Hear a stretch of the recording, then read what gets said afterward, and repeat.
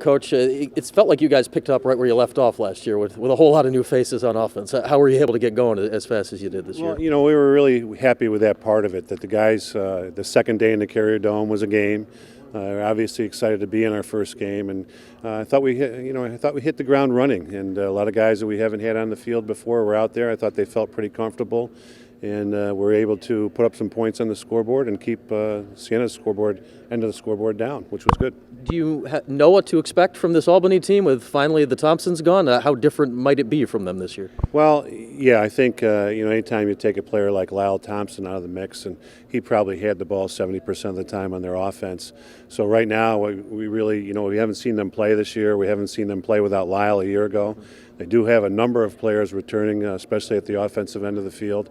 And I think they're just going to be different. I think they're going to share the ball, and who knows, they could be even more dangerous just because they're willing to put the ball in other people's sticks. And I think the other players are good players. And lastly for me, Coach, Dylan Donahue obviously had a huge game in the first game. Do you expect that balance that he showed in the first game to be his hallmark here this year? Well, that would be great. Anytime you get 9 points out of a player, no matter who they play against, is a good thing, especially with almost equal amounts of goals and assists. And I think Dylan's just done a great job leading this team on and off the field. He's leading the offense. For us as coaches, he's like having another coach on the field in a uniform, and he's getting the guys in the right places at the right time, which is very important to us. Warren came out, made some big saves in that first game. What did you see out of him in goal? Well, I saw what we've been seeing in practice right from the fall. I thought Warren impressed us in the fall. We had a couple of fall scrimmages. He was very good in the scrimmages. He's been very good in practice. And like you just mentioned, he made some one-on-one saves in that first half. And I think a lot of people, they take for granted that we had 10 goals at halftime. And but all of a sudden, when he's making those saves, the score is, we might have 7 goals, we might have 8 goals. But all of a sudden there's 4 one-on-one saves that not every goalie in the country can make. A little different story if the game's 7-4, 8-4, going in at halftime, and a little different feel from Siena coming out like they're in it in the second half, and us, like we've got to defend it in the second half. So I thought those were big saves for Warren and for the Syracuse lacrosse team. I wanted to ask you about Joe. You mentioned in preseason about he's very well known with a shot, 3-point specialist, analogous to basketball, fun to watch, but you don't get as many minutes in midfield as he seems going to get this year just by being a good shooter. You got to do more. His game's obviously evolved. Where have you seen that evolution? Where's he really rounded out his game? Well, I've seen a big improvement this year from previous years. I think every year has been a little bit of an improvement, but I think he's just much more comfortable.